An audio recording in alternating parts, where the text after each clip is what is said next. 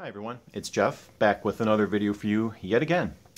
It's Friday afternoon, it's rainy, it's cloudy over here, it's humid, so I closed up the house, put on the AC so we can be a little more comfy.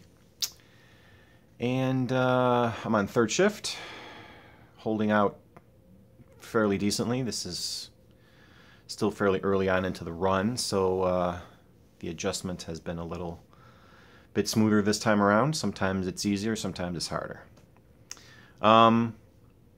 This is a Spin Zone video, but first I want to give a couple of shout outs to people that have whose music recommendations and just general niceness I want to salute in a video, because it's easier to sometimes say it than type out a long comment in one of their videos.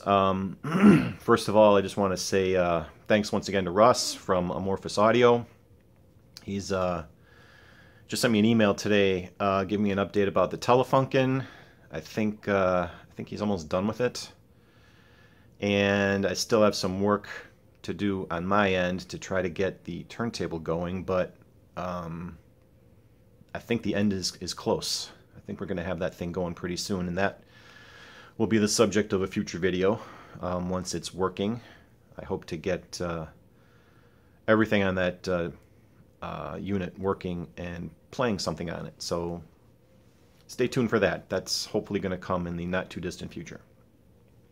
Second of all, I want to say give a shout out to Jacob.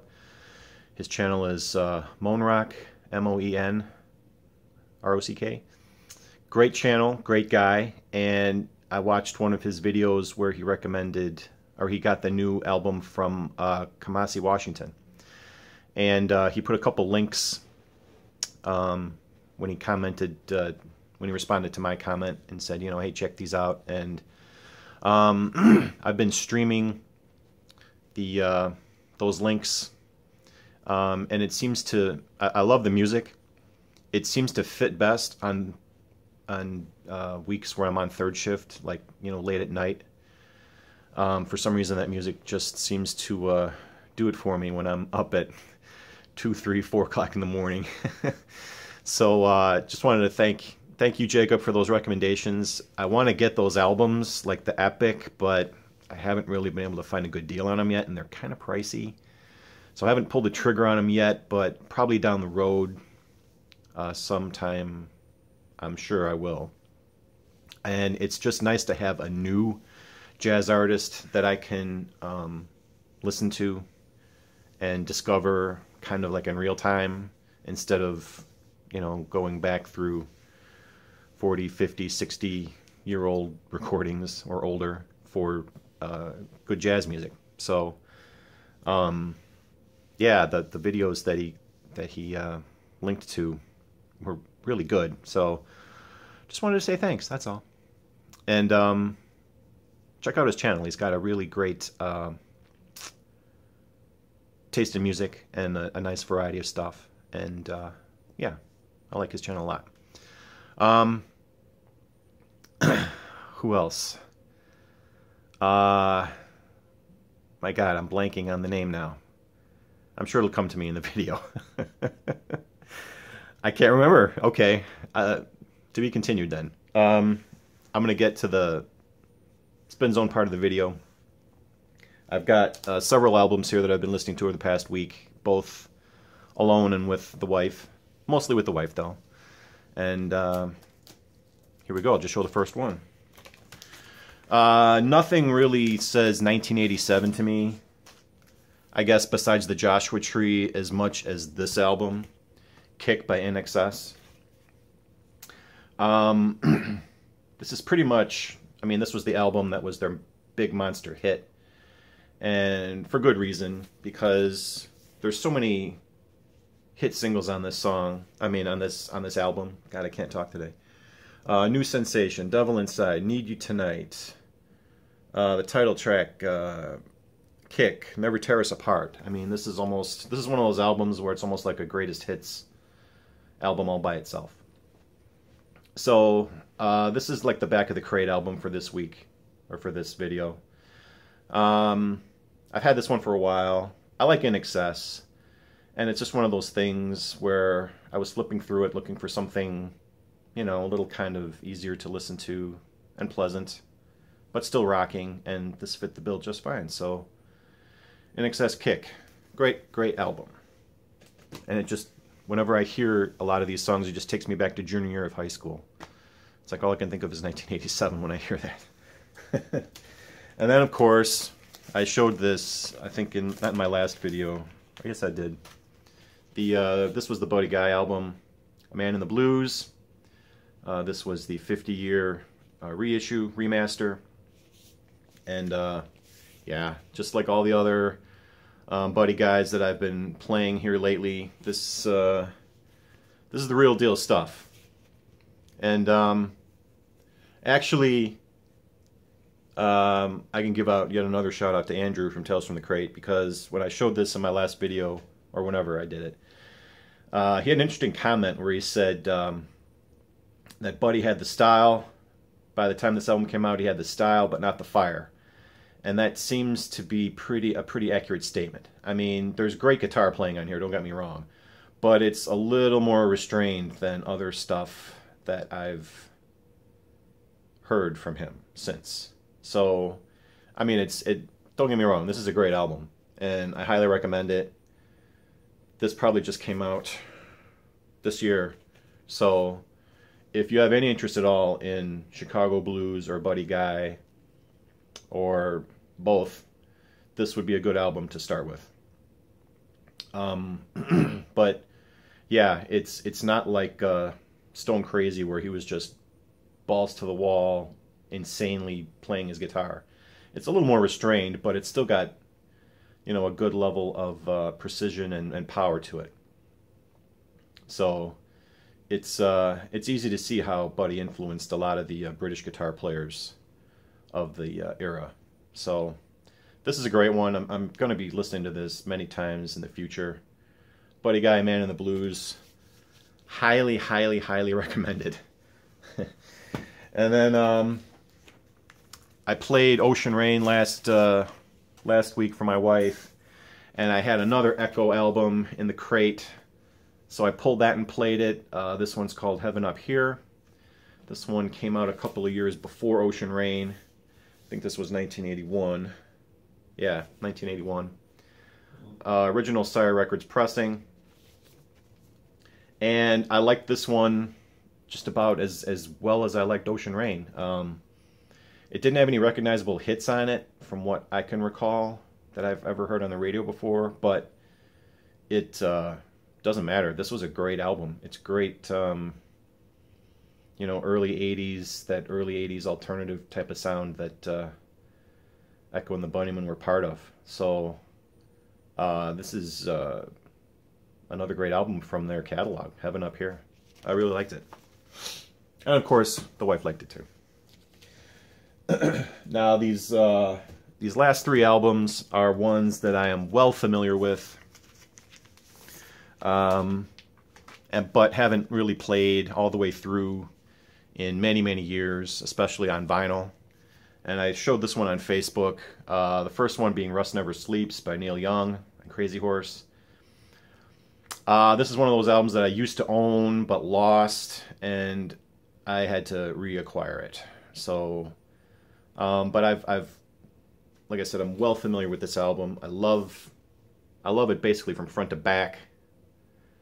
The guitar playing, the songwriting, even the title.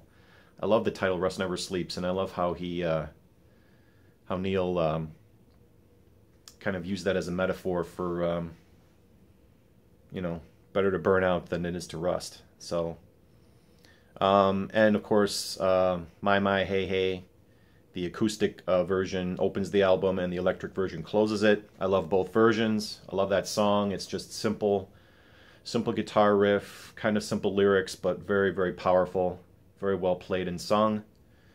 And compared to a couple of the albums that came before this, like Comes a Time and American Stars and Bars, this one easily blows those albums away.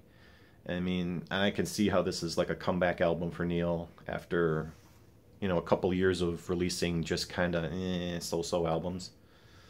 So yeah, I mean, what's on this one? Powderfinger's on this one. Pocahontas. Sedan Delivery is another classic track. Welfare Mothers. I mean, you can just go down the list, and this is a great, great classic album front to back. So this would be definitely one that I would reach for if I was ever wanting to, if I was craving a fix of Neil Young. Much more so than the couple albums that came out previously. And following up that album was another one that I used to own, but reacquired, Live Rust. This was from the tour that followed that album. It's a double live album, and it has a pretty good overview of Neil's career up to that point. You know, 1979, 1980. Here is the gatefold here. And I think it's got custom inners on here too, if I'm not mistaken. But again, he kind of follows the same path that Rust Never Sleeps did with this album, starting off with a couple of acoustic tracks, Sugar Mountain, I'm a Child, Comes a Time, After the Gold Rush. Basically all of side one is solo acoustic songs, and then from there it expands out and he brings the band on and plays full electric versions of a lot of the rest. So I've got this one on my iPod and I've played it many, many times. It was nice to hear it again on vinyl. Nice to hear how it was, you know, divided up between each album side. And I think in the realm of double live albums, this one stands tall with a lot of others. So big fan of both these albums. And in a way, it kind of marks the end of an era for Neil, because the next album I'll be listening to by him is Freedom, and that came out in 1989. So I'm actively skipping most of his 80s output, in fact, just about all of his 80s output, because I've heard tracks off of some of those albums like Trans and Old Ways and Everybody's Rockin'. Just doesn't do it for me that much, so I never tracked those albums down. I mean, I've come across, you know, I mean, it's pretty easy to find a lot of his early to mid 80s albums because nobody really wants them. I don't mean to be mean, Neil, but yeah, the 80s were not a good time for him, and it wasn't a good time for a lot of artists that came up in the 60s and 70s. So but by 1989 he kind of had another sort of comeback with Freedom, so that'll be the next album in my Neil series that I'll be listening to and showing and talking about. So yeah, I'm almost done listening to all of my Neil albums. I think I've only got 3 left. I got Freedom, Ragged Glory, and Harvest Moon. So that was kind of his late 80s, early 90s comeback / renaissance period. So that's what'll be coming up in future videos. And finally, I guess when we talk about music, you can, it's kind of a thing where it helps, at least it helps me kind of forget a little bit of my troubles and worries. It improves my mood a lot of times. I mean, I don't really drink. I don't really do, you know, things that are chemically mood altering. I rely more on stuff like music to do a lot of that stuff for me, you know, unless you count coffee, which I absolutely have to have, otherwise I'll just, you know, kill everybody, but that's another whole story. But the other day I was kind of feeling kind of, you know, kind of down, kind of grumpy, kind of bleh, because I was coming off a very, very busy long weekend where I didn't have a lot of downtime on my days off. I was always busy doing stuff. And going back to work on third shift usually means I'm up for like 24, 25 hours straight, which is tough. And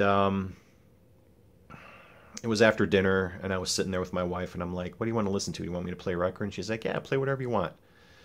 And so I pulled this album.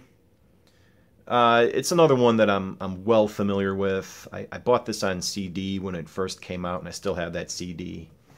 And it's Stevie Ray Vaughan and Double Trouble, their album from 1989 called In Step. I've showed this on videos previously. It was just one of those things where I just wanted to feel good. And this album usually always delivers in that. It always is able to pump me up a little bit and get my mood improved, because the music on this is just so damn good. I mean, this was even kind of considered like a comeback album for Stevie Ray, I guess, in the later 80s, because he'd just come off of, off of his drug addictions, and he was playing sober, and he was on fire, and it shows through in this album. And this is another one of those albums that's almost like a greatest hits. I mean, side one alone, House is Rockin', Crossfire, Tightrope, Let Me Love You Baby, Leave My Girl Alone, Travis Walk. I don't know if you can put together a more perfect album side of blues rock with, heavy, powerful, precise, passionate guitar playing than that. But of course, side two is almost just as good. I mean, the album closes with Riviera Paradise, which is probably one of the greatest chill songs to relax to. It's fantastic. So, yeah, I pulled this one out of the stacks just to listen to it. And of course, the wife approved because she loves Stevie Ray Vaughan too. So, yeah, this is kind of a reason why I like blues so much. It's not so much it's with blues. It's not what you're playing. It's more like how you play it. And guys like Stevie had that special gift to play, his guitar very passionately, and it always draws me in. It's the same with Buddy Guy, and it's the same with a lot of other famous blues guitarists. It's not so much that I can relate to, My Baby Left Me or whatever, but it just helps serve as kind of like an emotional release, I guess. So I think that's one of the reasons why I'm so drawn to blues and blues rock and stuff like that, because it just helps you feel better, Everybody has the blues, right? At some point in their lives. Not all the time, but, every now and then. You just need a little pick-me-up, that's all. So, that was the reason why I played this. In Step by Stevie Ray Vaughan. One of his best albums that he ever made, in my opinion. So, definitely worth having on multiple formats like CD and vinyl, like I do. So, definitely was... and this is an original pressing, too. This one was actually kind of hard to get. I don't know if his catalog's been reissued recently, but I couldn't find anything on Amazon when I was trying to track his records down. So I went the eBay route, and I probably overpaid on this one too, but I had to have it just to complete my Stevie Ray collection. I think this was the last one that I needed to complete that collection. So that's what I did. Okay. That's it for my listening. And yeah, thanks for watching. Thanks for commenting. Thanks for subscribing. And peace, everyone. I hope you have a good weekend. And I'll be talking to you soon. So take care.